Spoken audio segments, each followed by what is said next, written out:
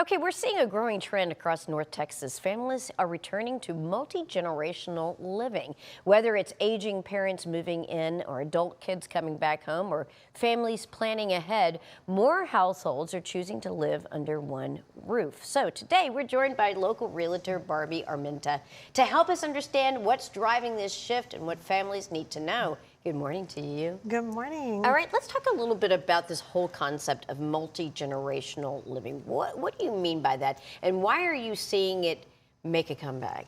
Well, it's something that used to be normalized, and somewhere along the way we said everyone needs to get out at 18, and then we find somewhere for mom, and people are starting to come back under one roof, and they're just doing it more thoughtful and with intention. I've heard another term for this. They call it like the sandwich generation, where you still have kids at home, then you also have aging parents. There are multiple needs that you have to address as the caregiver, and that can really be taxing and difficult for somebody who's really wanting to make sure that everybody is living in a comfortable and compatible home environment. Yes, there's really three things that are kind of driving this, and one is connection.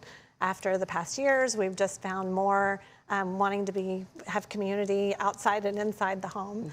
It's caregiving, like you mentioned, bringing mom back in the house, and maybe she needs care, maybe she just needs to not be isolated. But also, it's more of an open nest than an empty nest, and allowing those children to come in and save money, which is the third thing, is finances. When you are able to pool finances from multiple people in the family, you might be able to get a home or a neighborhood that might have been out of reach before. That brings up a really good point. When you're thinking about the living space, we all need our own little space that we can call our, as ours.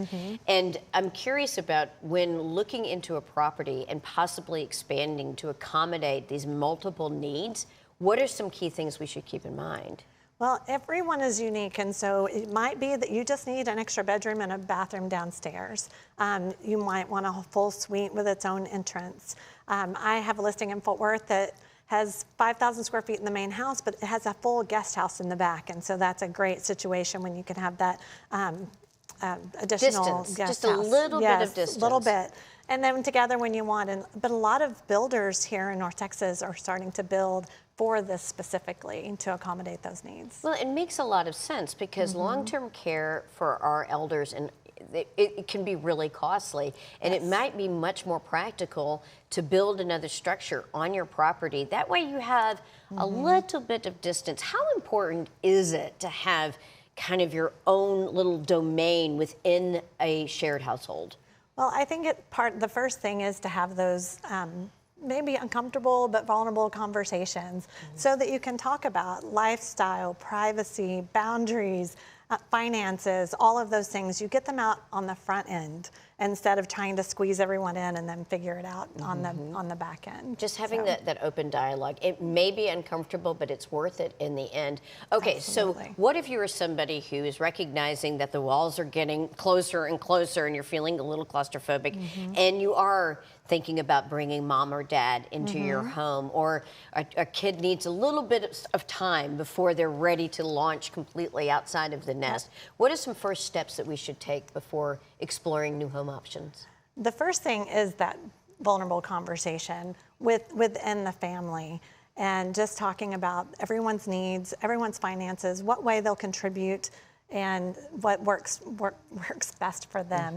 But that's something that I love to help with. I offer a clarity call where people, we get on the phone and we just talk about what's most important, and then we also look at, maybe you move, but maybe you renovate where you have and make that work for you versus trying to move. But when you do choose to move, you might have multiple houses to sell, and so being able to pull those finances to get something that works for everyone. That works for everybody. Thank you so much for joining us. This is such a timely topic. We appreciate it very, very much. Thank you. All right.